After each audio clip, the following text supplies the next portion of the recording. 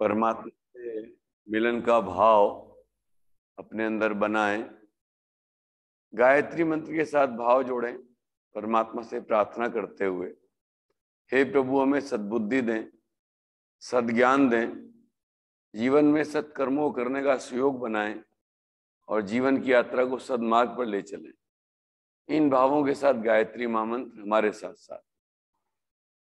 ओम भूर्भुवः स्वाहा तत्सवितुर्वरेण्यं भर्गो देवस्य धीमहि धियो यो नः प्रचोदयात्।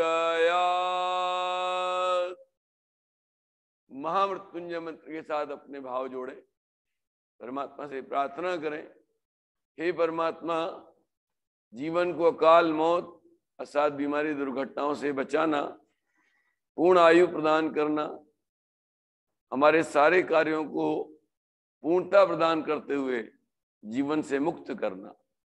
इन भावों को लेकर ओम त्र्यंबकं यजामहे सुगंधिं पुष्टिवर्धनम् उर्वारुकमिव बन्धनान् मृत्योर्मुक्षीयमामृतात्।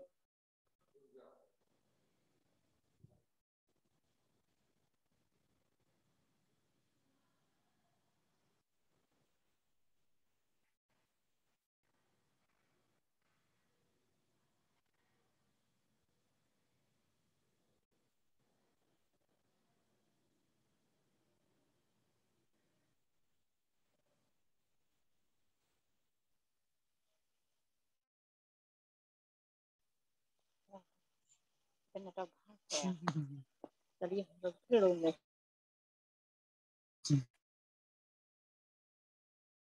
ओम गुरुर्ब्रह्मा गुरुर्विष्णु गुरुरेव महेश्वर गुरु साक्षात् परब्रह्म तस्मै श्री गुरुवे नमः। तस्मै श्री गुरुवे नमः। आवाज आ रही है भाई बहनों? जी ताऊ जी। चलिए भाई बहनों, आज का विषय विगत पिछले एक शुक्रवार को बंद रहा, दशहरे का पर्व था, सबकी व्यस्तताएं थी, कार्यक्रम लगे हुए रहते हैं गायत्री परिवार में। पुनः इस यात्रा पे आगे बढ़ते हैं। प्रति शुक्रवार एक बीमारी को लेते हैं और उसके बारे में आपकी जानकारी और प्राकृतिक उपचार। हमारा जोर रहता है कि आप इन चीजों को अपनाएं। सरल चीजें बताते हैं, घर पर यदि आप उनको करते रहें तो आपको विश्वास दिलाते हैं कि आपको किसी प्रकार के मेडिकेशंस की जरूरत, दवाई लेने की जरूरत नहीं पड़ेगी। और यदि ले रहे हैं तो धीरे धीरे वो दवाइयां आपकी छूटती चली जाएंगी और आप पूर्ण रूप से स्वस्थ हो जाएंगे। ये प्राकृतिक चिकित्सा के ऊपर आप विश्वास करें और इस चिकित्सा पद्धति को जिसने भी अपनाया है उसने पूर्ण स्वास्थ्य प्राप्त किया है, पूर्ण स्वास्थ्य बिना दवाओं के। तो परम पूज्य गुरुदेव की विशेष कृपा से, उनके आशीर्वाद से ये क्रम चल रहा है और उन्हीं के साहित्य से चीजों को बटोर कर जब ये कार्यक्रम शुरू हुआ तो हमारा भी वो ज्ञान बिखरा हुआ था। अब चूंकि एक विषय पर वो सब बातें बतानी होती है तो उसको कहीं ना कहीं एग्जाई कंसंट्रेट करना पड़ता है। तो हमारे लिए भी एक अच्छी यात्रा बनी हुई है, आप लोगों के लिए भी। गुरुजी ने बहुत लिखा है, बहुत लिखा है। उस सत्ता की कलम, ऐसा कोई विषय नहीं है दुनिया का जिसके ऊपर नहीं चली है। आप अपने जीवन की किसी भी समस्या को लेकर उनके साहित्य में यदि खोजना प्रारंभ करें तो आपकी प्रत्येक समस्या का समाधान उनके साहित्य में मिल जाता है। तो आइए आज की यात्रा बीमारी के अंदर हम प्रारंभ करते हैं संधिवात। आर्थराइटिस, गठिया, ये सब एक ही नाम है। ये लगभग इनके जो लक्षण वगैरह है ना, जो कार्य वो एक ही है। संधिवात है, गठिया है, और आपका गठिया के बाद में उसके अलग अलग रूप है जिनको अलग अलग नामों से जाना जाता है। वो बहुत सारी लंबी सीरीज रहती तो याद भी नहीं रहती, नोट भी करके आपको बताना पड़ता है। अब इसमें पेशीवात जो मस्कुलर आर्थराइटिस कहलाती है, वो भी एक इसी का प्रकार है। रूमेटॉइड आर्थराइटिस वो भी इसी का प्रकार है। ऑस्टियोआर्थराइटिस वो भी इसी का प्रकार है। एक्यूट रूमेटिज्म वो भी इसी का प्रकार है। और फिर अलग अलग अंगों के नाम से भी हैं। जैसे लेम्बो को बहुत बोलते हैं, तो वो क्या है, वो आपके कटी प्रदेश का वात रोग है। जब कोई कहता है भाई इनको लेम्बो हो गया है अंग्रेजी में, तो आप समझिए कि वो कटी प्रदेश की मांसपेशियां प्रभावित हो चुकी हैं उससे। अब जो है कोई कहता है साहब इनकी जो गर्दन, तो टॉर्टिकोलिस जो एक नाम लेते हैं डॉक्टर लोग अंग्रेजी में, तो वो क्या गर्दन की जो मांसपेशियां वो उससे प्रभावित हो गई। वो भी इसी बीमारी से संबंधित बीमारी है। यानी ये वात रोग, जिसको गठिया के नाम से हमारे गांव में और सामान्य लोग इसको जानते हैं, गठिया या जॉइंट पेन, जोड़ों के दर्द, ये दो नाम जो बड़े सरल नाम हैं जिनसे इस बीमारी को जाना जाता है। जॉइंट पेन और आपके गठिया, घुटनों का दर्द, इस प्रकार से इस बीमारी को मुख्य रूप से जाना जाता है। जॉइंट्स तो बहुत सारे शरीर में हैं। आपके बैकबोन में जॉइंट्स हैं, आपके कूल्हे में जॉइंट्स हैं, आपके कंधों में जॉइंट्स हैं, कोहनी में जॉइंट्स हैं, कलाई में जॉइंट्स हैं, उंगलियों में जॉइंट्स हैं, पूरे हड्डियां में जॉइंट्स हैं। तो इसको जॉइंट पेन और गठिया के नाम से अधिक जाना जाता है, संधिवात और गठिया रोग। आइए, बहुत लगभग 100 प्रकार के इस प्रकार के ये वात रोग हैं। 100 प्रकार के ये दर्द से संबंधित 100 टाइप्स, जिनके अलग अलग नाम है एलोपैथिक की इस टर्मिनोलॉजी के अंतर्गत। तो आइए हम इसको दो भागों में बांटते हैं मुख्य रूप से। एक तो क्या है, रूमेटॉइड आर्थराइटिस, और दूसरा है ऑस्टियोआर्थराइटिस। एक में क्या है कि जॉइंट्स हमारे प्रभावित होते हैं वात के कारण, तो उसको कहते हैं रूमेटॉइड आर्थराइटिस, जब वायु के कारण हमारे जॉइंट प्रभावित होते हैं। और एक होता है ऑस्टियोआर्थराइटिस, जिसमें हमारी हड्डियां जो हैं घिसने लगती हैं। तो उसमें आगे उसका कारण में बात करेंगे। तो अभी आप इसकी दो धाराओं में इस बीमारी को समझने का प्रयत्न करें। बाकी तो हमने बहुत सारे जो आपको नाम बताए हैं वो पर्टिकुलर अंगों के और हमारे शरीर के, बॉडी के पार्ट के हिसाब से वो नाम एलोपैथी की टर्मिनोलॉजी के अंतर्गत नाम रखे हुए हैं। पर आप इसके दो विभाग कर लीजिए, एक वात के कारण और एक आपकी हड्डियों के मूवमेंट के कारण। वो घिस जाती हैं, उनके जो फ्लूइड है वो बताएंगे अभी, वो आपका लीकेज हो जाता है, मेम्ब्रेन फट जाती है, वो बात। तो आइए अब एक बात और समझिए, हमारे शरीर में हड्डियों में कहीं भी कोई नटबोल्ट सिस्टम नहीं है। हम लोगों ने जितने भी उपकरण बनाए हैं, अब जैसी भी आप काम करती है तो देखो बिल्कुल उसका जो आगे का जो सुपड़ा होता है वो बिल्कुल हाथ के पंजे की तरह होता है, जैसे उंगलियां आपकी ऐसे होता है, पर उसमें सब में नट बोल्ट लगाए हुए हैं हमने, मैकेनिकल प्रोसेस के अंतर्गत नट बोल्ट से कसा हुआ है। पर परमात्मा ने हमारी हड्डियों में ऐसी व्यवस्था नहीं करी कि कहीं नट बोल्ट स्क्रू सिस्टम है। बाद में डॉक्टर लोग करते हैं, रॉड डालते हैं तो नट बोल्ट वगैरह उसमें कसते कसाते हैं, वो बात की बात। पर परमात्मा की व्यवस्था ऐसी नहीं है। तो हड्डियों का ये जोड़ कैसे जुड़ा रहता है, ये आपस में फंसे हुए रहते हैं। तो क्या होता है, प्रत्येक जोड़ के की क्या प्रोसेस है, उसके ऊपर एक जो है मेम्ब्रेन होती है, जिसको साइनोवियल मेम्ब्रेन कहते हैं, झिल्ली होती है। जैसे ये जॉइंट है, ये जॉइंट है, तो इसके चारों तरफ एक झिल्ली है। और जो हमारे हड्डी का जो अंतिम जो सिरा है, अब हड्डी तो बिल्कुल हार्ड है, तो जो अंतिम सिरा है जहां दो जॉइंट मिलते हैं, उसके ऊपर मांस का टुकड़ा लगा हुआ है, उसको कार्टिलेज बोलते हैं, रबड़ जैसा होता है वो।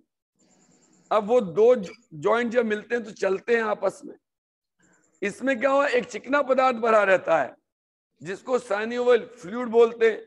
साइनोवियल मेम्ब्रेन के अंदर साइनोवियल फ्लूइड भरा रहता है, चिकना तरल पदार्थ, जैसे तेल जैसा, लार जैसा चिकना पदार्थ रहता है, गाढ़ा। इन तीनों के माध्यम से वो हड्डी काम करती है, साइनोवियल मेम्ब्रेन, साइनोवियल फ्लूइड और कार्टिलेज, रबड़ का वो एंड पॉइंट पे। ये हड्डी दो जुड़ती हैं। मान लीजिए एग्जाम्पल में ये दो आपके घुटने का ऊपर वाला हिस्सा है और ये आपकी टांग का नीचे वाला हिस्सा है। ये हड्डी इस तरह चलती हैं। तो इस चलने में अब इनके चारों तरफ तो साइनोवियल मेम्ब्रेन है, एक झिल्ली है, और इन हड्डी के एंड पॉइंट पर रबड़ है, यानी मांस का टुकड़ा है, कार्टिलेज के नाम से, जिसको हमारी एलोपैथी में कहते हैं, अंग्रेजी भाषा में। और इनके बीच में जो है तरल पदार्थ भरा हुआ है, तो वो इनमें रगड़ नहीं होने देता है। इस प्रकार से हमारी ये जॉइंट्स काम करते हैं। तो ये कुछ बातें आपको इसलिए कि आपके संज्ञान में आए कि शरीर में हड्डियां का मूवमेंट कैसे होता है, क्योंकि इससे जुड़ा हुआ रोग है, ये जॉइंट से जुड़ा हुआ रोग है, इसलिए बात हमने आपको यहाँ पर समझाई है। आगे बढ़ते हैं। अब ये जो रोग है ना, ये जो दो प्रकार हमने बताए, तो जो जॉइंट प्रॉब्लम है वो तो किसी भी उम्र के व्यक्ति को हो जाती है। छोटे बच्चों 12, 15, 20 साल के बच्चों से स्टार्ट हो जाती है। वैसे 25, 30 साल के बाद में इसका जो प्रकोप ज्यादा होता है। पर ये जो दूसरी वाली ऑस्टियोआर्थराइटिस जो बात हमने की है, वो जो है पुरानी उम्र, बढ़ती उम्र, उसमें ज्यादा होती है। तो ये दो बातें आप समझ लें। और पहले वाला जो कारण हमने बताया है, रूमेटॉइड आर्थराइटिस, उसमें वायु प्रकोप का जो योगदान है वो ज्यादा है। और सेकंड वाला जो हमने टाइप बताया है, तो हम इसको दो विभाग में बांटकर यहाँ पर अपने इस क्रम को आगे बढ़ाएंगे। सेकंड वाला जो हमने क्रम बताया, ऑस्टियोआर्थराइटिस, वो जो है लेटर एज, बढ़ती उम्र में इसका प्रकोप ज्यादा होता है, जो हड्डियों से जुड़ी हमारी प्रॉब्लम है। तो आइए यात्रा को आगे बढ़ाएं। इसके कारण तो पहले बात करते हैं ऑस्टियोआर्थराइटिस, यानी जिसमें हड्डियां घिस जाती हैं, डॉक्टर कहते हैं घिस गई हैं हड्डियां, आपका फ्लूइड नहीं है, वो रगड़ खाने लगी हैं, जॉइंट में समस्या आने लगी है। ये वाली जो प्रॉब्लम्स हैं, दर्द तो दोनों में होता है, आगे बताएंगे आपको। तो इसके रीजंस, कारण, तो एक तो क्या, हड्डियों में घिसावट हो जाती है। कोई भी चीज है, आपके किसी भी मशीन के पार्ट चलते हैं, जब वो रेगुलर चलते हैं तो उसमें घिसावट होती है, उनमें ऑयल ग्रीसिंग किया जाता है। तो आपके अंदर भी जो ऑयल ग्रीस है वो फ्लूइड के रूप में भरा हुआ है और वो मूवमेंट कर रही हैं, तो घिस जाती हैं हड्डियां। ये कब होता है? बढ़ती उम्र में, बाद की उम्र में होता है। हम पहले जो कारण बता रहे हैं वो ऑस्टियोआर्थराइटिस के बता रहे हैं। और ये प्रॉब्लम किनको ज्यादा होती है? जिनका वजन ज्यादा है शरीर का, तो उनके जॉइंट्स पर ज्यादा प्रेशर रहता है। और विशेषकर ये घुटनों के जो जॉइंट्स हैं, इस पर इस बीमारी का अटैक ज्यादा होता है। तुलना करें शरीर के ऊपर के हिस्से की बजाय शरीर का जो निचला हिस्सा है, घुटने हैं, कूल्हे के जॉइंट्स हैं, इनमें रोग ज्यादा होता है। टखने के जॉइंट्स हैं तो पर मुख्य घुटने के, इस बीमारी का प्रकोप यहाँ ज्यादा होता है।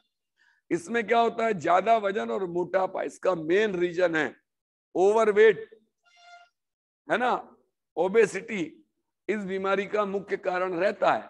तभी इनमें बदलाव आता है। वो कार्टिलेज घिस जाएगा, हड्डी घिसने लगेगी, मेम्ब्रेन फट जाएगी, फ्लूइड निकल, कुछ भी हो सकता है, वो एक अलग रीजन है। और क्या होता है? हड्डियों में कैल्शियम की कमी, हाइड्रोक्लोरिक एसिड भी जिनके शरीर में कम रहता है, ये हमारे पहले वाले क्रम में हमने बताया है, हाइड्रोक्लोरिक एसिड हमारे शरीर में बनता है। कहाँ पर बनता है? आमाशय के अंदर। तो वो भी यदि कम बनता है तो वो भी कहीं ना कहीं इसका एक रीजन कारण है। कैल्शियम की कमी है, आपके भोजन में इस प्रकार के पदार्थ नहीं है, तो वो भी इसका एक कारण है। फ्रैक्चर हो जाते हैं बहुत से बार, हड्डियां ब्रेक हो जाती हैं, टूट जाती हैं, तो भी ये बीमारी डेवलप हो जाती है। इन और जो है क्या है, जॉइंट्स के इंटरनल जो खराबी है, कहीं लूज हड्डी का फॉर्मेशन हो जाता है। ये एक तरीके से एनाटॉमी कह सकते हैं इसको, हमारे शरीर की संरचना। तो लूज हड्डी का फॉर्मेशन हो गया, बन गई इस प्रकार की हड्डी, तो भी ये दिक्कत में आ जाती है। हमारे शरीर में पोषक तत्वों की कमी है तो भी ये घिसावट और ये प्रॉब्लम शुरू हो जाती है। तो ये तो हमने ऑस्टियोआर्थराइटिस की बात की आपके, जिसके कारण ये प्रॉब्लम आती है, जिसको अस्थि जरा बोलते हैं, अस्थि शोथ बोलते हैं, यानी हड्डी का घिसना, हड्डी का दर्द होना, इसको बोलते हैं। अब दूसरा जो टाइप है वो र्यूमेटॉइड आर्थराइटिस, जो मुख्य रूप से वात रोग है, वायु रोग है। इसके कारण क्या है वो भी समझ लीजिए। इसका वैसे आज तक कोई एग्जैक्ट कोई टारगेट बता दे सब इसके कारण हो रही है बीमारी, ऐसा कुछ भी नहीं है। एलोपैथी में भी ये भी कॉम्प्लिकेट व्यवस्था है बनी हुई है।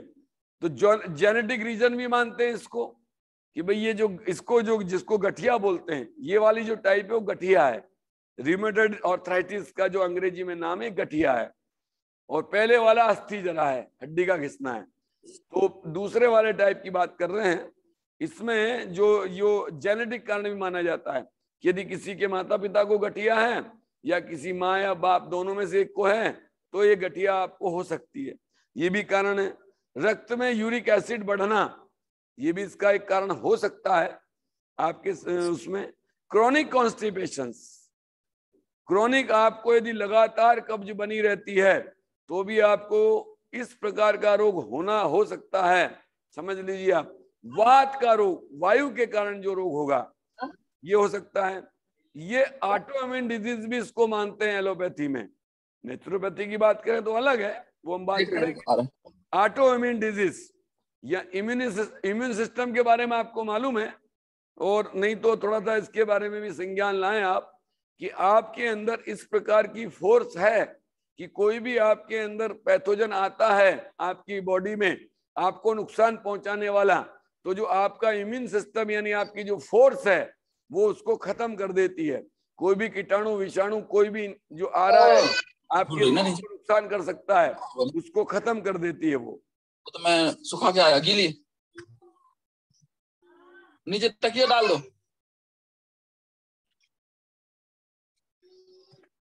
भैया बोले नहीं, आवाज आ रही है आपकी हमारे को, ध्यान रखें। चलिए, तो इम्यून सिस्टम जब हमारा और रिवर्स हो जाता है, यानी उसका काम है इन्फेक्शंस को रोकना, पैथोजन को रोकना, और वो क्या करने लगता है, उल्टा काम करता है कि वो हमें ही प्रभावित कर देता है। इसमें क्या करता है, वो हमारी साइनोवियल मेम्ब्रेन जो है उसको डैमेज कर देता है, हमारा जो हमारा इम्यून सिस्टम है। इसलिए इसको एलोपैथी के अंदर ऑटोइम्यून डिजीज भी के कैटेगरी में भी रखा गया है।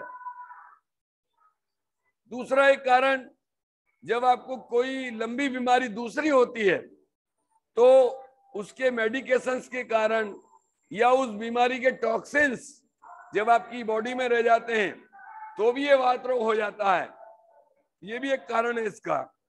और बहुत सी बीमारियां जिसमें आपको इन्फेक्शन बना रहता है, टॉन्सिल्स है, पायरिया है, आपको गुप्त रोग में सूजाक है, सिफिलिस है, या बैसिलरी आपकी डिसेंट्री है, ये ऐसी बीमारियां हैं, इनके कारण भी वात रोग होता है।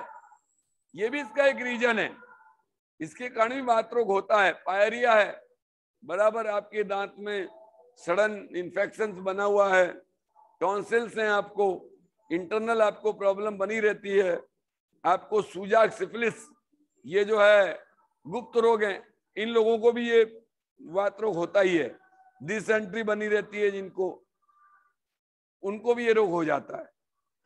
तो भाइयों बहनों, इस प्रकार से ये मुख्य मुख्य जो कारण है, दोनों विभाग, जो हड्डियों का घिसने वाला और दूसरा आपका जॉइंट्स के प्रॉब्लम वाला, इसको हमने इसके मेन रीजन बताए।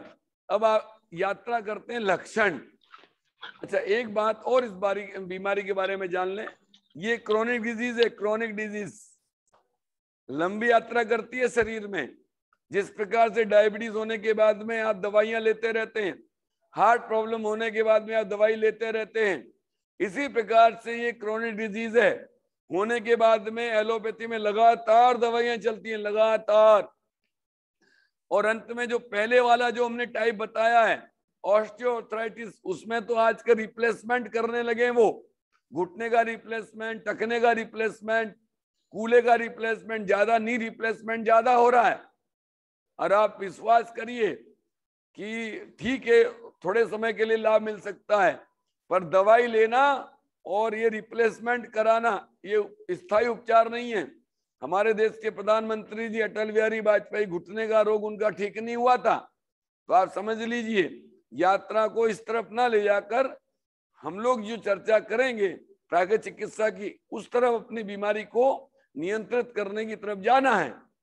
अब इसके लक्षण की बात करते हैं, सिम्टम्स कैसे पहचानेंगे। दोनों विभाग, ऑस्टियोआर्थराइटिस और रूमेटॉइड आर्थराइटिस, एक वात रोग है और एक आपकी हड्डियों वाला घिसने और टूटने फूटने रगड़ने का रोग है। तो पहले वाला ऑस्टियोआर्थराइटिस, इसकी बात करें तो इसके रोग, इसकी जो शुरुआत है वो धीरे धीरे होती है ना, एकदम नहीं होती है, लेटर एज में होती है। अधिकांश 35-40 के बाद ये प्रॉब्लम दिखाई देती है, जिसमें हड्डियों का घिसना और उसके कारण जो दर्द होता है उसकी बात कर रहे हैं हम लोग। रोगी को दर्द जो है लंबे समय तक, दर्द सालों साल चलता है लगातार, कभी दर्द कम हो जाता है और कभी दर्द ज्यादा हो जाता है, ये भी इसकी एक पहचान है। और लंबे समय के बाद जोड़ों में खिंचाव आना शुरू हो जाता है, ये भी इसी टाइप की पहचान है, इसी प्रकार की पहचान है ऑस्टियोआर्थराइटिस की।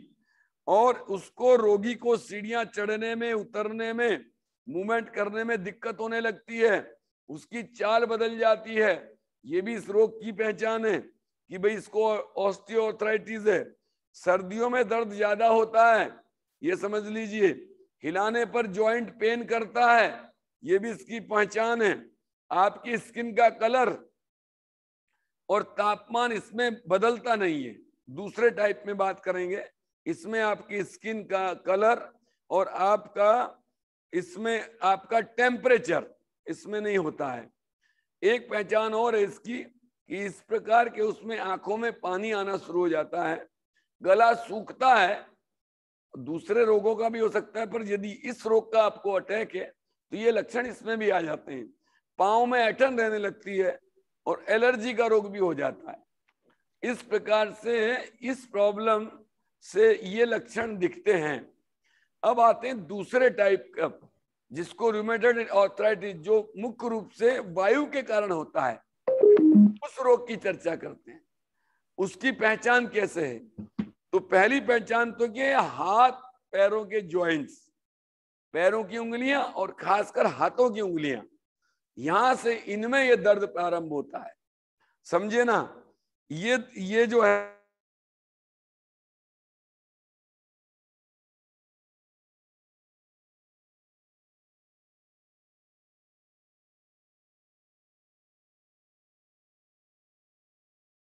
जॉइंट में, ये इसकी पहचान है। फूल जाते हैं जॉइंट, तब समझिए ये वाला, ये टाइप है आपको रूमेटॉइड आर्थराइटिस है।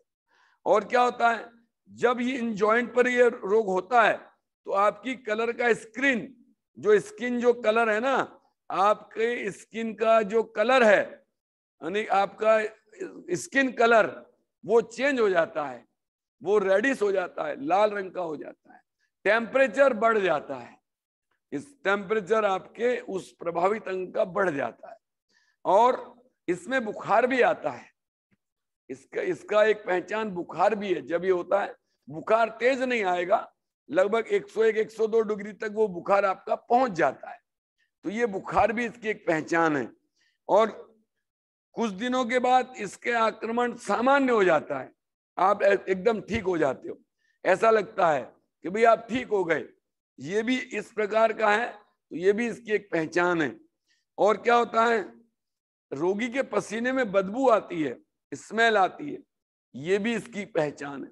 आपके पेशाब का रंग जो है वो मटमैला लाल जैसा हो जाता है। कभी आप जमीन पर पेशाब करें तो वहां पर एक आपको लाल रंग की लेयर दिखाई देगी, ये भी इसकी एक पहचान है। तो समझिए आपको रूमेटॉइड आर्थराइटिस है।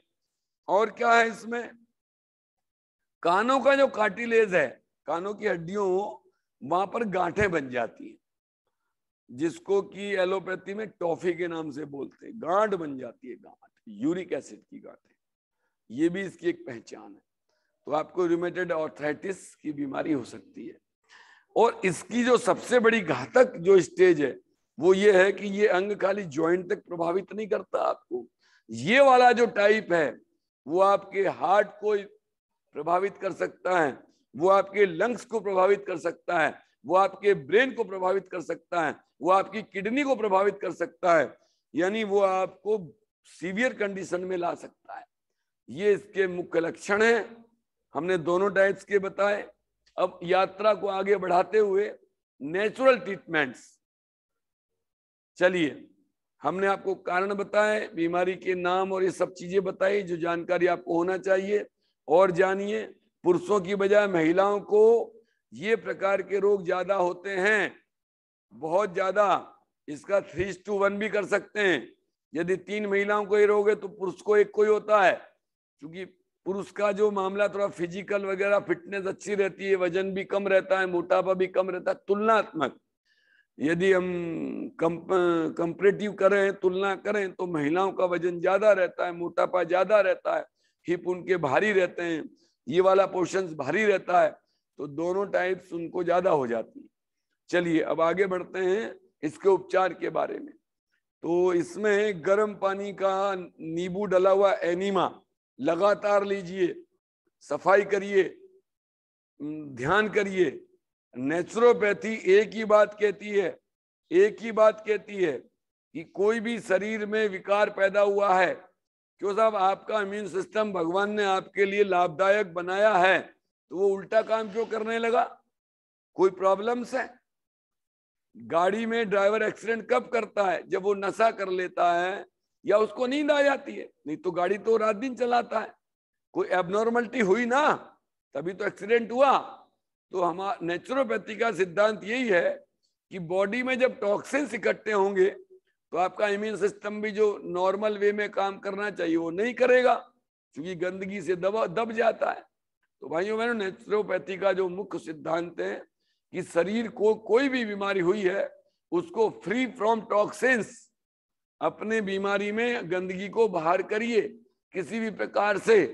तो आपका जो नेचुरल सिस्टम भगवान ने अंदर डाल रखा है, हीलिंग सिस्टम जो बना रखा है, जो आपकी वाइटल फोर्स या वाइटल एनर्जी, ये सब आपकी ऑटोमेटिक जागृत हो जाती हैं और काम करने लगती हैं।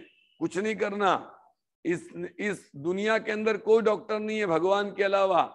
अब उसने जो हीलिंग सिस्टम आपके अंदर दिया है वही आपका डॉक्टर है। अपने आप हड्डी जुड़ती है, अपने आप रक्त खून का थक्का जमता है, अपने आप आपको फुंसी होती है, फूट जाती है, ठीक हो जाती है, आपकी स्किन फट गई अपने आप रिपेयर हो जाती है। सब ये ऑटोमेटिक होता है, ऑटोमेटिक हीलिंग है। तो भाइयों बहनों, उसी हीलिंग को जगाती है नेचुरोपैथी। तो पहले आप एनीमा लीजिए, गर्म पानी का नींबू डालकर पेट को साफ करिए। पेट को साफ करने के लिए पेट का लपेट, अब इसके बारे में ज्यादा चर्चा नहीं करेंगे, लगातार लीजिए 1 घंटे का लपेट। फ्रेश होने के बाद आप देखिए आपका क्रॉनिक कॉन्स्टिपेशन था वो ब्रेक हो जाएगा। और आप जब आपका क्रॉनिक कॉन्स्टिपेशन ब्रेक हो जाएगा तो आपके टॉक्सिन्स बाहर हो जाएंगे, इसका प्रकोप कम होना शुरू हो जाएगा।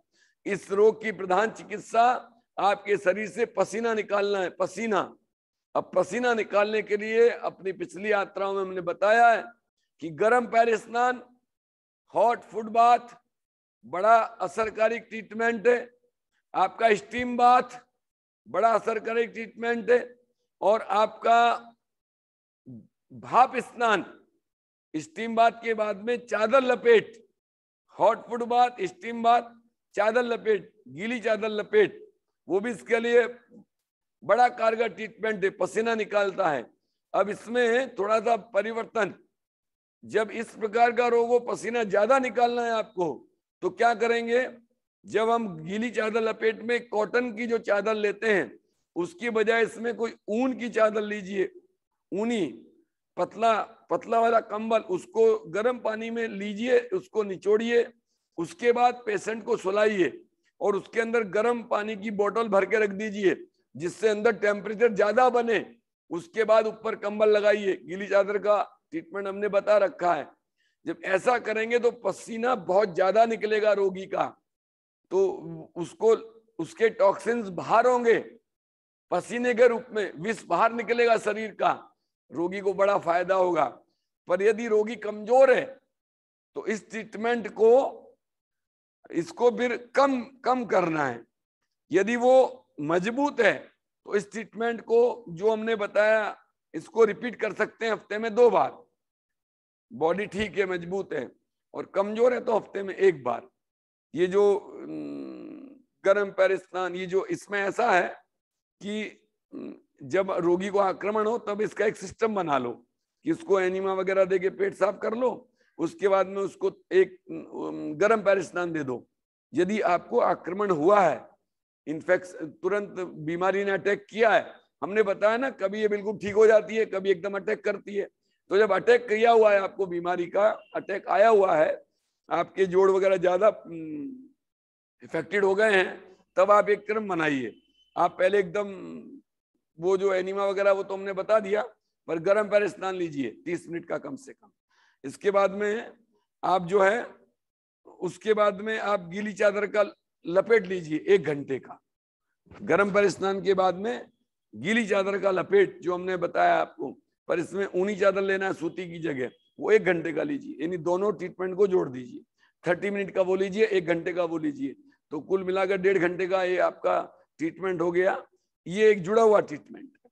तो इसको, इसके लिए हमने कहा है कि यदि आपको बीमारी का अटैक और आपने इसको लिया है ट्रीटमेंट को, तो हेल्दी यदि आप हैं तो 2 बार ले सकते हैं हफ्ते में, और हेल्दी नहीं है, कमजोर हैं, तो हफ्ते में 1 ही बार लें, क्योंकि दोनों हॉट ट्रीटमेंट्स हैं, पसीना निकलता है, ज्यादा निकलता है। चलिए, और लेने का तरीका हमने पहले बता रखा है। जब भी हॉट ट्रीटमेंट लेते हैं आप, सिर पर ठंडी पट्टी रखते हैं, पानी पीते हैं, और इसमें गर्म पानी का सेवन करें, ठंडे पानी का सेवन इसमें नहीं करना है। और आपको हार्ट की प्रॉब्लम है, आप हार्ट के भी रोगी हैं, तो जब ये ट्रीटमेंट लेते हैं तो अपनी छाती पर ठंडी वो रख लीजिए, छाती के ऊपर भी, सिर पर तो रखते हैं, छाती पर भी रख लीजिए ठंडी पट्टी, तो आपको इसका जो इफेक्ट है ना, वो रिवर्स इफेक्ट आपको नहीं होगा। चलिए, और अब क्या है, और इसमें लोकल स्टीम बड़ा काम करती है। जो भी जॉइंट आपका दर्द करता है, तो लोकल स्टीम के लिए जो आपका कुकर है, उसमें पानी उबालिए, जो उसकी सीटी है उसको हटा दीजिए, वहां पर एक पतली नली लगा दीजिए और एक पाइप ले लीजिए, तो उसमें भाप आने लगेगी। तो आपका जो भी प्रभावित अंग है उसके ऊपर लोकल स्टीम लीजिए 20-25 मिनट, तो वहां अंग का जो यूरिक एसिड है वो भी वहां से हटता है, रक्त संचार तेज होता है, आपके दर्द में लाभ मिलता है। एक बहुत अच्छा ट्रीटमेंट इसमें क्या है, गर्म ठंडा सेक, और उसके बाद में फॉल लपेट उसी अंग के ऊपर। तो गर्म ठंडा सेक, गर्म से प्रारंभ करें, मान लीजिए 5 मिनट आपने गर्म किया, 2 से 3 मिनट, 1 से 5 मिनट गर्म कर लो, 2 से 5 मिनट गर्म कर लो, फिर 2 से 3 मिनट ठंडा, ठंडा कम देर करते हैं, फिर गर्म, फिर ठंडा, फिर गर्म, फिर ठंडा। जब भी गर्म ठंडा करें तो कम से कम 3 बार रिपीट करना चाहिए, तभी इसका लाभ मिलता है। गर्म ठंडा, गर्म ठंडा, गर्म ठंडा 3 बार। ठंडे पर रुकता है, पर इस वाले ट्रीटमेंट में ठंडे पर नहीं रोकना है, गर्म पर रोकना है। आपको ठंडा करके नहीं छोड़ना है, गर्म करके बंद करना है, और उसके बाद में फॉल लपेट कर दीजिए, फॉल लपेट कर दीजिए 1 घंटे के लिए। 30 मिनट का आप गर्म ठंडा करिए और 1 घंटे का फॉल लपेट करिए उसी अंग को, बड़ा लाभ मिलेगा आपको, चमत्कारिक लाभ मिलेगा इसके उसमें जो है। इसमें एक बात और कर सकते हैं आप कि जो पेशेंट है उसके सिर को दिन में 2-3 बार गीला करें, और उसके शरीर को गीले तौलिया से पूछ दें, इसको स्पंज बात बोलते हैं, तो आपके टॉक्सिन्स इस प्रकार से भी बाहर होते हैं और ऑक्सीडेशन बढ़ता है, आपका दहन बढ़ता है, प्रोटीन का दहन बढ़ता है और आपको प्रॉब्लम का जो प्रभाव है वो कम होता है इससे। सिर को गीला करना है, शरीर को नहीं, सिर को गीला करिए और जो टॉवेल को गीला करिए और पूरे शरीर को इसको स्पंज कर दीजिए, इससे भी इस रोग में बड़ा फायदा मिलता है। और इस वाले रोग में गर्म चिकित्सा को ज्यादा करते हैं, ठंडी को इसमें बिल्कुल नहीं करते, नहीं तो दिक्कत बढ़ जाती है हमारा।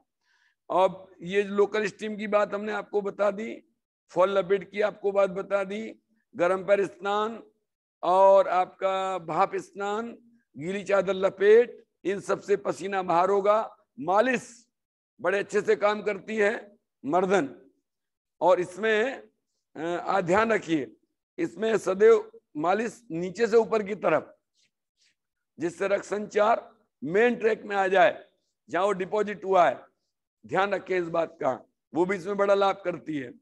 और मान लीजिए आपके घुटनों में ज्यादा प्रॉब्लम रहती है तो आप नीचे वाला भाप स्नान ले लीजिए। कैसे कर सकते हैं? जिसको कूले घुटने और पैर के नीचे वाले हिस्से में ज्यादा दिक्कत है, समस्या, ऐसे रोगी के लिए क्या करें, कुर्सी पर बिठा दें और उसकी आधे शरीर को कंबल से ढक दीजिए, यहां तक का एरिया, और ऊपर वाले को सूती चादर से ढक दीजिए, कॉटन वाले से, और वही रखिए सिस्टम, सिर पर ठंडी पट्टी और पानी पिला के। अब नीचे वाले हिस्से में भाप छोड़ दीजिए, वो जो कुकर वाला पाइप है कुर्सी के नीचे छोड़ दीजिए, तो जो नीचे वाला हिस्सा है जिसमें आपका कमर से नीचे कूले का जॉइंट, घुटने का जॉइंट, टकने का जॉइंट, ये सारे पर आपका प्रभाव आ जाएगा। तो इसमें ये आधा नीचे वाले हिस्से में भाप दे देते हैं। यदि ये रोग, यदि आपका जो शरीर का ये वाला हिस्सा प्रभावित है, कूले, घुटने और पैरों के जॉइंट, तो इसमें आधी कमर से आप भाप स्नान दे सकते हैं, पूरे देने की जरूरत नहीं है, ये भी एक इसमें कर सकते हैं। और जब इस हमने कहा ना कि इसमें प्रकोप होता रहता है और सामान्य होते रहते हो, जब आप सामान्य हो जाएं तो एक्सरसाइज पर भी अपना फोकस करिए, एक्सरसाइज पर भी फोकस इसमें करिए, आप वॉकिंग करिए अपना, और स्विमिंग इसमें बड़ा, चूंकि किसी भी जॉइंट पर इसमें प्रेशर नहीं आता है, स्विमिंग करिए और आसन करिए धीमे धीमे, ज्यादा लोड वाले नहीं, लोड जिसमें आपके जॉइंट पर आए ऐसी कोई चीज नहीं करना है, हल्के मूवमेंट के साथ जॉइंट्स को मूव करना है आपको। जैसे बैठे बैठे ये आप मूव कर रहे हैं, ये आप मूवमेंट कर रहे हैं, ये मूवमेंट कर रहे हैं बिना लोड के, इस प्रकार की एक्सरसाइज को आप बल दीजिए।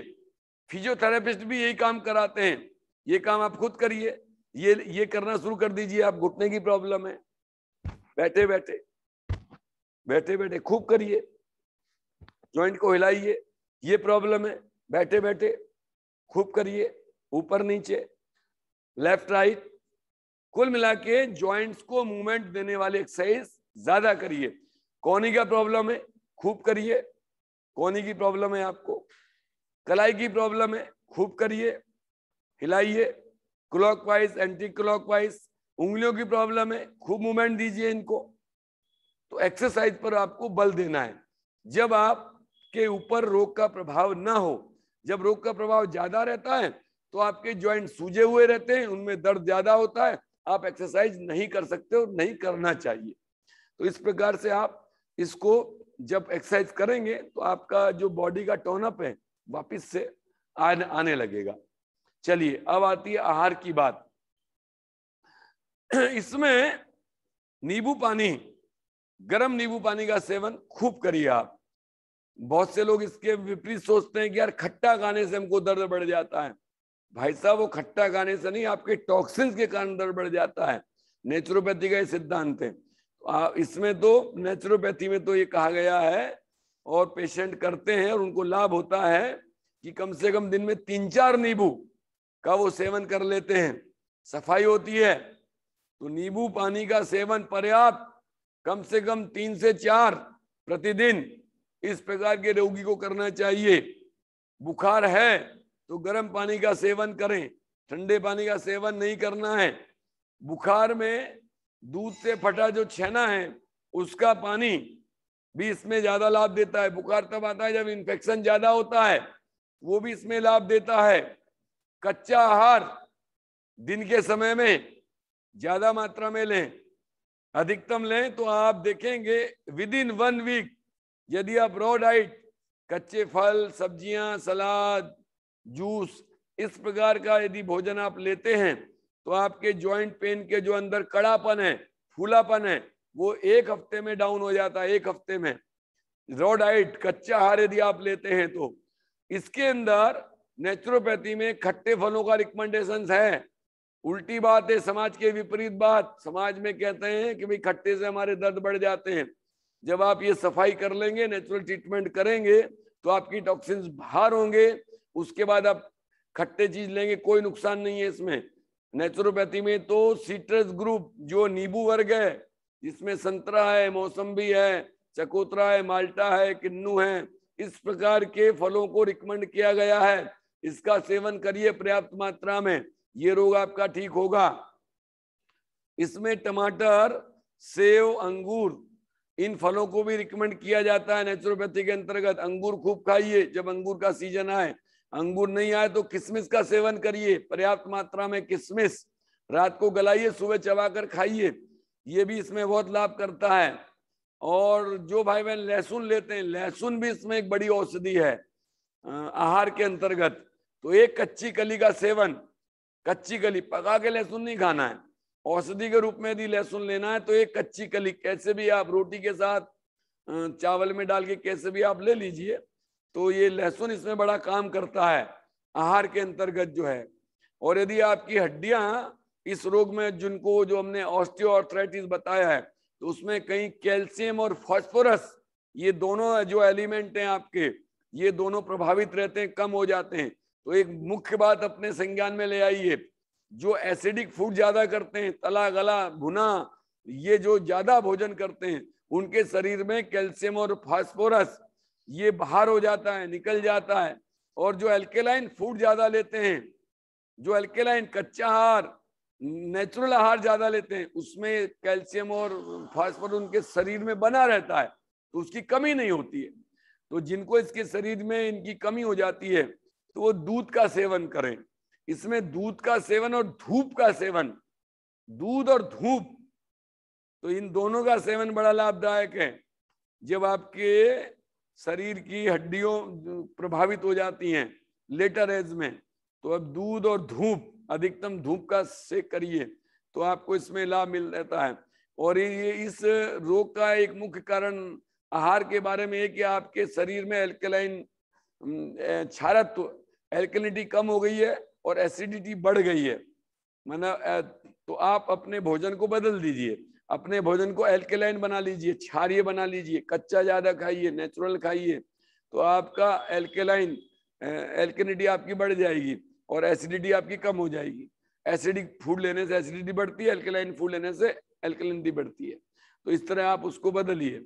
और इसमें जो है, इसमें अदरक, अजवाइन, सौंठ और मेथी दाना, ये आपके घरेलू जो मसाले होते हैं इनको बढ़ाएं। अजवाइन का सेवन, रोटी में अजवाइन डाल दें, अजवाइन को डाल दें रोटी के आटे में, उसकी रोटी का, उसका सेवन कर सकते हैं, बड़ा लाभदायक है। मेथी को 2 चम्मच मेथी आप जो है पानी में गलाइए रात को, और प्रातःकाल उसको चबा के खाइए और पानी पी जाइए, इसमें बड़ा लाभ मिलता है। सौंठ और शहद, इसका सेवन ठंड, क्योंकि ये रोग ठंड में ज्यादा होता है, श्वास अस्थमा और जॉइंट पेन, ये दोनों रोग ठंड में ज्यादा सताते हैं, तो आप सौंठ का सेवन करिए। इससे क्या होगा, वायु प्रकोप भी कम होगा आपका।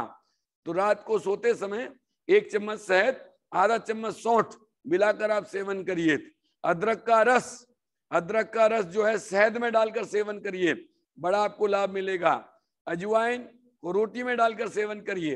अंकुरित खाते हैं आप तो अंकुरित में ध्यान रखें।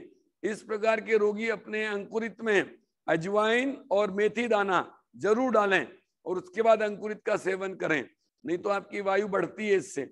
अब इस प्रकार ये हमने आपको भोजन का क्रम बताया। बाकी हमारी पीडीए जो डाइट सिस्टम है उसमें सब लिखा हुआ है, उस डिटेल में नहीं जाते। हाँ, इसमें रात को सोते समय भाई बहन यदि पेय पीते हैं तो गुड़ अदरक का सेवन करें। वही 200 ml पानी और 30-40 ग्राम गुड़ और 5-7 ग्राम अदरक डाल के बॉईल करें और इसको पेय को जरूर पिए, तो आपका वायु प्रकोप घटा रहेगा आपके शरीर के अंतर्गत। और ये जो यूरिक एसिड की जो बात होती है, तो ये यूरिक एसिड तो हमारे बॉडी में बनता ही रहता है। हमारी जो कोशिकाएं डिस्ट्रॉय होती हैं, मांसपेशी जो बनी कोशिकाओं से बनी है, वो डिस्ट्रॉय होती रहती है, यूरिक एसिड बनता रहता है। बननी बुरी बात नहीं है, बनना बनेगा ही वो तो पर वो जब अधिक बनता है तब समस्या करता है। तो जो हमारी प्रोटीन वाली चीजें हैं वो हमारी बॉडी में यूरिक एसिड ज्यादा बनाती हैं। तो ध्यान रखें, जिनको यूरिक एसिड की प्रॉब्लम ज्यादा आती है, जब उसका टेस्ट कराते हैं तो वो लोग जो है प्रोटीन वाली चीजों को अपने भोजन में कम करते चले जाएं, तो यूरिक एसिड की प्रॉब्लम आपकी दूर हो जाएगी। और जो वायु ज्यादा बनती है, तो वायु वाली चीजें जैसे कद्दू, पेठा, गोभी कुल जो है, गोभी का जो कुल है, फैमिली है, उसमें पत्ता गोभी, फूल गोभी, गांठ गोभी, ये डिफरेंट टाइप की जो गोभी है, आपकी ब्रोकोलाई, तो ये जो गोभी कुल है इसको आप कम कर दीजिए। अरबी जो कंद होते हैं, कंद से भी किन्हीं को वायु बनती है, आलू से, अरबी से, जिमीकंद से, तो जो इनको भी आप अपने भोजन में कम करिए। बहुत से लोगों को चावल से भी वायु बनती है, तो जिनसे भी आपको, आप अपने आहार को चेक करिए कि किसके खाने से आपको गैस बनती है। दूध पीने से गैस बनती है, जिससे भी आपको गैस बनती है, गैस पास होती है, डकारें आती हैं, वो वाला आपको भोजन तुरंत बंद कर देना चाहिए।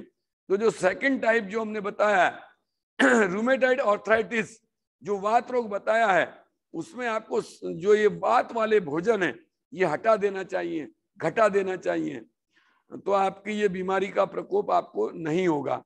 तो अपत्य में चाय, कॉफी, कोल्ड ड्रिंक्स, मांसाहार इसमें रोग को बढ़ाता है।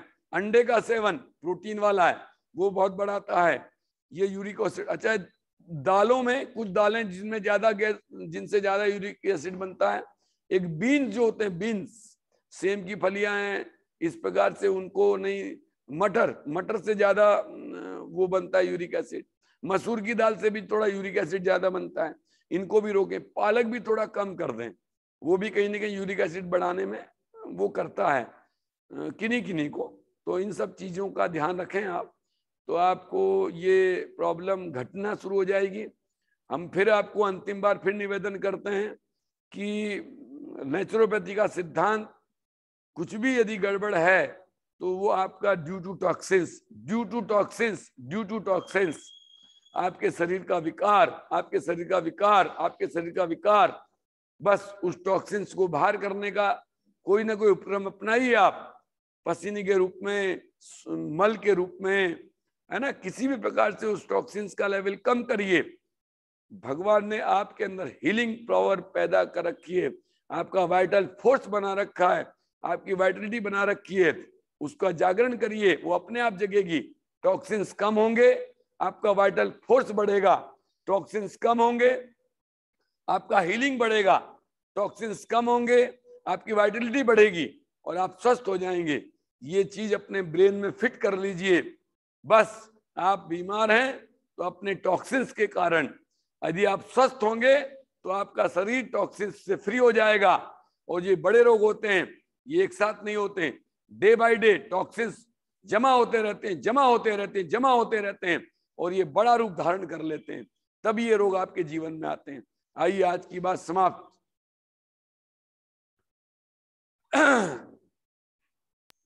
जी ताऊ जी, प्रणाम। प्रणाम। अगर किसी को कोई प्रश्न हो तो कृपया आप हैंड रेस करिए। अंजलि जी, अंजलि जी।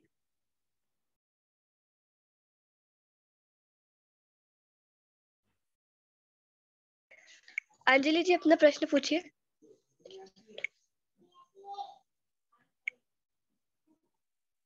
जी राजेंद्र सिंह जी, आप पूछिए।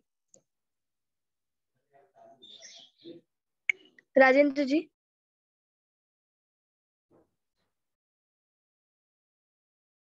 आवाज नहीं आ रही क्या इनके पास? ये भाई लोग साहब खुद प्रणाम। नहीं कर पा रहे। हाँ भाई साहब प्रणाम, जबलपुर से बोल रहा सर भाई साहब। जी बोलें। भाई साहब ये मुझे एक प्रॉब्लम आ रही है, लगभग 20-25 दिन से हो गया। पेट के नीचे लेफ्ट साइड में, बाथरूम के थोड़ा सा लेफ्ट में मुझे दर्द होता है। अच्छा, ये कि जी भाई साहब। लोकेशन पेट में? नहीं भाई साहब, पेट के नीचे, टॉयलेट से लेफ्ट साइड में भाई साहब, जांग के ऊपर जहाँ जगह। जॉइंट, जहाँ आपके दोनों शरीर का और बिल्कुल पैर का मिलान होता है, जॉइंट में? जी, बिल्कुल जी भाई साहब। जॉइंट के अंदर तो नहीं है, पर ऐसा लगता है ऊपर साइड है भाई साहब। भैया शरीर में कोई भी दर्द होता है तो कहीं ना कहीं वायु का प्रकोप इसका कारण माना जाता है। और ये जो आप जो लोकेशन बता रहे हो, ये कहीं जैसे आपकी किसी भी मांसपेशी में कोई प्रॉब्लम रहती है तो भी इस स्थान पर दर्द क्रिएट हो जाता है। तो अब दर्द के लिए आपको अपने पेट को साफ करना तो जरूरी है ही है। उसके ऊपर गर्म ठंडा सेक करिए आप, दिन में 2-3 बार गर्म ठंडा सेक करिए। और इस जगह यदि आपका फॉल लपेट हो जाए तो फॉल लपेट कर दीजिए। और वहां नहीं हो तो आप जहां जॉइंट है अपनी जंघा पर या जंघा पर फॉल लपेट करिए, तो वहां का जो टॉक्सिन है वो खिंच जाएगा। दिन में 2-3 बार फॉल लगाइए, 1 घंटा छोड़िए, 1 घंटा बांधिए, 1 दिन में आपका प्रभाव आएगा।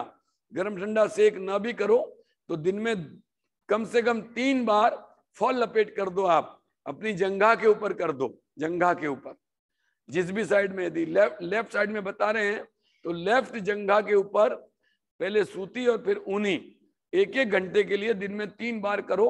आपको इसका प्रभाव, दर्द आपका कम हो जाएगा, टॉक्सिन्स आपके खिंच जाएंगे। चलिए,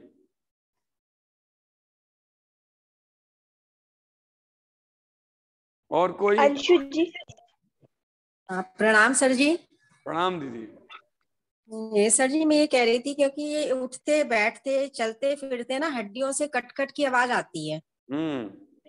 तो ये इसके लिए क्या है, मतलब ये सही है कि नहीं? दर्द नहीं है लेकिन आवाज बहुत होती है कट कट की, चलते फिरते उठते बैठते जैसे हो जाता है। उम्र क्या है आपकी? उम्र? ये 51 साल है। हाँ, तो ये 51 है। प्रॉब्लम, ये अभी आपको प्रॉब्लम शुरुआत हो गई है। हमने इसके अच्छा। लक्षण में बताया था कि जॉइंट से हाँ हाँ आवाज आना, ये भी इसकी हाँ शुरुआत है। हमने इसका एक सिस्टम बताया था ना कि एक आपकी मेम्ब्रेन होती है, कार्टिलेज होता है, फ्लूइड होता है। जब ये सब हाँ प्रॉपर है तो हड्डी में कोई आवाज नहीं आती। और जब ये इम्प्रॉपर है, कहीं साइनोवियल मेम्ब्रेन आपकी फट जाती है, फ्लूइड लीकेज हो जाता है, कार्टिलेज घिस जाता है, जो रबड़ है, मांसपेशी है, तभी आवाज शुरू हो जाती है। तो बस यही है कि वो प्रॉब्लम हुई है। अब ये किन अंगों से आती है? घुटने से आती है, टखने से, कहाँ से आती है? ये सर जॉइंट जहाँ जहाँ उंगलियां वगैरह से ज्यादातर आती, मेरी उंगलियों में ज्यादातर हो जाता है, या फिर अब इसमें ऐसा है दीदी, शरीर शुद्धि पर ध्यान दो, आपका आहार को बदलो, प्रोटीन वाली चीजों को आप थोड़ा कम करो, और पसीना निकालने वाले जो ट्रीटमेंट हमने बताए वो ज्यादा करो, धूप स्नान करो, और जो है दूध लेती हैं आप? दूध? हाँ हाँ, दूध दही मैं सब लेती हूँ, कच्चा आहार भी लेती हूँ। दूध से दिक्कत तो नहीं होती ना आपको? नहीं नहीं, दिक्कत नहीं है। तो दूध आप लेते रहें तो प्रॉपर रहेगा कैल्शियम। उसके बाद में दर्द तो नहीं है ना आपको? नहीं, दर्द कहीं भी नहीं है। दर्द नहीं है तो बस ठीक है, ठंडा गर्म सेक करते रहें। अब जो आपकी जो एनाटॉमी में जो बदलाव आ गया है, एनाटॉमी का बदलाव मतलब कार्टिलेज का घिस जाना, मेम्ब्रेन का फट जाना, फ्लूइड का लीकेज हो जाना, वो तो धीरे धीरे अपडेट होगा, उसका रिपेयरिंग वगैरह नेचुरल जो होगा। पर आप उसको अपनाने के लिए अपने बॉडी को टॉक्सिन्स फ्री करिए, गर्म ठंडे का सेक करिए, और मिट्टी का लेप करिए। आप, आपके लिए मिट्टी का लेप ज्यादा लाभ, जहां से भी आवाज आती है वहां मिट्टी का एक बार लेप करके देखिए आप, तो अपनाइए। उससे आपका शुरू में दर्द बढ़ता है और फिर घटता है तो ठीक है आपके लिए, और यदि दर्द बढ़ा ही रहता है तो हटा दीजिए। अभी तो दर्द होता नहीं है, आपने बताया दर्द तो होता ही नहीं है, तो फिर मिट्टी का रिपेयरिंग आपके लिए बहुत अच्छी है। मिट्टी का हीलिंग, मिट्टी का जो ट्रीटमेंट है उसका लेप आप करिए, और ठंडा गर्म सेक करिए, तो ये थोड़ी हीलिंग स्टार्ट हो जाएगी। मिट्टी आपको ज्यादा लाभ देगी इसमें जो है, जब दर्द नहीं है तो मिट्टी का उपयोग करिए आप। चलिए, थैंक यू सर।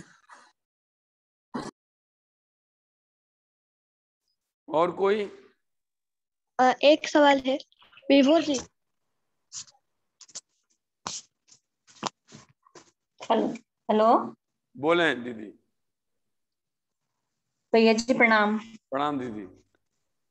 भैया जी मेरी एज 38 के लगभग है और मेरे ना जॉइंट्स में सारे में कोनी में एक बार मैं गिर गई थी, तब से दर्द ही नहीं जा रहा, 3 महीने हो गए हैं। और घुटने में भी, अब पहले कमर रीढ़ की हड्डी में भी दर्द रहता था, अब मेरे को घुटनों में भी दर्द होने शुरू हो गया है। उम्र कितनी है? 38। उम्र तो हाँ 30। देखिए, आपने क्या बताया, गिरने के बाद दर्द हुआ है? कोनी में चोट लगी थी, गिर गई थी मैं, ऊपर सफाई कर रही थी तो गिर गई थी, तो कोनी में दर्द चोट लगी थी, तो मैंने कहा शायद चोट की वजह से दर्द बना रहता है। कोनी में। और रीढ़ की हड्डी का दर्द ठीक है? नहीं, रीढ़ की हड्डी में भी दर्द रहता है।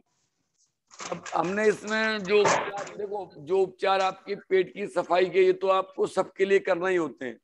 इसमें टॉक्सिन्स का डिपॉजिट तो नेचुरोपैथी का बेसिक प्रिंसिपल है, सिद्धांत है। तो अपने को एनीमा लेना, पेट का लपेट लगाना, साफ रखना पेट को, ये तो है ही है। अब स्पेशल, अब जो इसके बाद में देखो, शरीर जब भी नेचुरोपैथी में 2 प्रकार के ट्रीटमेंट है, एक बेसिक ट्रीटमेंट होते हैं, एक एडवांस ट्रीटमेंट होते हैं। बेसिक ट्रीटमेंट वो कहलाते हैं जो आपके पेट की सफाई करते हैं, जिसमें आपका एनीमा आता है, आपका फॉल लपेट आता है पेट का, आपका ठंडा कर स्नान आता है, तो इससे आपके टॉक्सिन्स बाहर होते हैं। पर इसमें चूंकि ये संधिवात होता है, इसमें ठंडा कर स्नान रिकमेंड नहीं करते हैं, तो इसमें जोड़ देते हैं आपके एनीमा और पेट के लपेट पर। तो इससे तो ये बेसिक ट्रीटमेंट तो लीजिए। अब एडवांस ट्रीटमेंट में आप लोकल स्टीम, जहां आपको दर्द रहता है, आपके कुकर में पानी रखिए, उबालिए, उसके जो सीटी वहां निकाल दीजिए, पतला पाइप लगाइए, भाप बनेगी, अपनी लोकल स्टीम करिए, उसको सेकिए, है ना। उसके लोकल स्टीम के बाद में फॉल लपेट कर दीजिए कोनी के ऊपर, वो जो सूती है उसको गीला करिए, ऊनी को बांध दीजिए, और रीढ़ की हड्डी पर भी गरम दीदी रुके, गरम पट्टी, हाँ ठंडी गरम, सूती और ऊनी। अच्छा, दोनों तो हमने बता रखा, दोनों। जब भी हम लपेट की बात करते हैं तो हम लपेट एक ही प्रकार का उपयोग में लाते हैं, हम ठंडी पट्टी रिकमेंड नहीं करते, हम गर्म ठंडी की बात करते हैं, सूती ऊनी। लोकल स्टीम की व्यवस्था ना हो तो भी आप अपनी पट्टी का लपेट करिए दिन में 2-3 बार, तो आपका दर्द कम होना शुरू हो जाएगा। 1 घंटा छोड़िए, 1 घंटा लपेट करिए, 1 घंटा छोड़िए, 1 घंटा करिए, दिन में 2 बार 3 बार बांध लीजिए। अब रीढ़ की हड्डी है तो वहां भी गर्म ठंडे की सिकाई, जब भी गर्म ठंडा हम बोलते हैं तो इसका समझिए 30 मिनट, यानी 3 बार, 5 बराबर भी कर सकते हैं, तो ठंडा कुछ कम कर सकते हैं, टेम्परेचर मेंटेन होना चाहिए। गरम ठंडा 3 बार करिए। ये आपके पीठ में, और आपको पीठ का दर्द है तो आप ना कंधों से लेकर, बगल से लेकर और आपके पेट तक, ये जो पिछले का जो बॉक्स है पूरा आपका लपट जाए, इतनी बड़ी पट्टी लीजिए आप, सूती और ऊनी, और उससे करिए। और पूरी बॉडी के लिए चादर लपेट आप हफ्ते में 1-2 बार करिए, आप पसीना भी निकलेगा और ये दर्द भी आपके ठीक होना शुरू हो जाएंगे। चादर लपेट ट्रीटमेंट हमने बता रखा है पहले आपको, और बाकी सारी बातें तो की है। पसीना थोड़ा आपका बाहर होना शुरू हो जाए तो दिक्कत कम हो जाएंगी आपकी। जी प्रणाम दीदी। ठीक है, जैसे सुबह वॉक कर थोड़ा तो ठीक हो रहता है, वॉक नहीं करती हूँ तो फिर ज्यादा दर्द होने लगता है। क्या हुआ, क्या बोला आपने,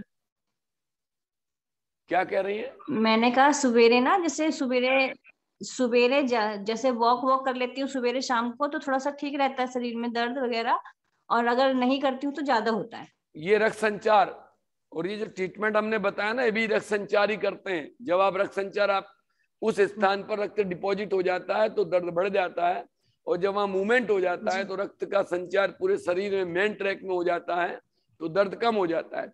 कहीं ना कहीं उस जगह यूरिक एसिड, जब रक्त जमा होता है तो यूरिक एसिड भी जमा हो जाता है, तो जो आप लोकल स्टीम करेंगे उससे यूरिक एसिड भी वहां से डिसॉल्व हो जाता है, इधर उधर बह जाता है रक्त के अंदर।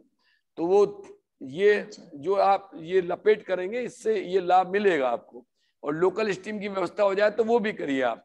भाप अपने उस प्रभावित अंग को देना, इसको लोकल स्टीम बोलते हैं, नली के माध्यम से सिकाई करना। उसके बाद फाल लपेट करिए, ज्यादा लाभ मिलेगा आपको। चलिए, धन्यवाद भैया जी। आज की बात समाप्त करें? जी ताऊ जी। चलिए, सभी लोग हाथ जोड़ें, कमर गर्दन सीधी, आंखों को बंद करें। एक निवेदन करते हैं आपसे कि जो हम ये यात्रा चला रहे हैं इसको अधिकतम लोगों तक पहुंचाएं। भारत देश गरीबों का देश है। हम दो को अब इस विद्या में बहुत महत्व देते हैं, परम पूज्य गुरुदेव और महात्मा गांधी। उन्होंने सदैव ये कहा है कि बेटा ये जो देश है ये गरीबों का देश है, विकसित हो रहा है, और यदि विकसित हो रहा है तो फिर अज्ञानता ज्यादा बढ़ रही है इसमें। तो भाइयों बहनों, इन बातों को आप आम जन तक पहुंचाते रहें, आम जन तक, जो आपके रिश्तेदार हैं, जो आपके फ्रेंड सर्किल हैं, जो भी आपके मिलने जुलने वाले हैं। तो ये जो बातें हैं ना, ये दुनिया को मालूम नहीं है, मालूम ही नहीं है दुनिया को। तो दुनिया दुखी रहती है बहुत ज्यादा। हमसे लोग मिलते हैं, कंसल्ट करते हैं, हम देखते हैं कि थोड़ी सी अज्ञानता उनके दुखों को बढ़ाती रहती है।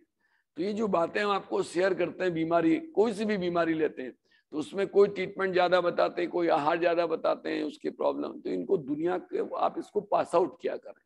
तो ये जो हम क्रम कर रहे हैं इसका लाभ अधिकतम लोगों को मिलेगा। गायत्री परिवार के अंदर कुछ छुपाया नहीं जाता, सब कुछ बताया जाता है।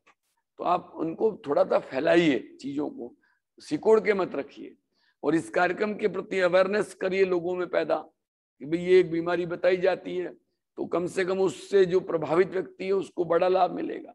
आइए अब प्रार्थना करते हैं। आंखों को बंद रखें, कमर गर्दन सीधी, प्रार्थना मुद्रा, दोनों हाथ जोड़कर हृदय का स्पर्श, ये स्थिति में प्रार्थना मुद्रा कहलाती है।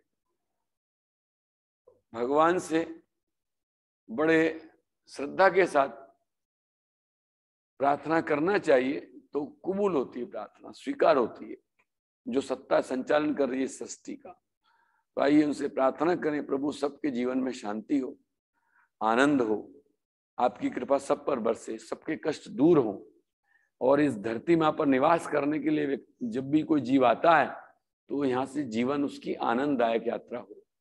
इन भावों को लेकर ओम जौ शांति अंतरिक्ष गुम शांति पृथ्वी शांतिरापः शांतिरोषधय शांति वनस्पतयः शांतिर्विश्वे देवा शांति ब्रह्म शांति सर्वगुम शांति शांतिरेव शांति श्यामा शांतिरधि। ओम शांति शांति शांति सर्वारिष्टा सुशांतिर्भवतु। बोलिए परम पूज्य गुरुदेव की, परवंदनीय माता जी की, दादा गुरुदेव की, भारतीय संस्कृति की, भारत माता की, अपने अपने माता पिता सदगुरुदेव की। सभी को नमन, सभी को प्रणाम।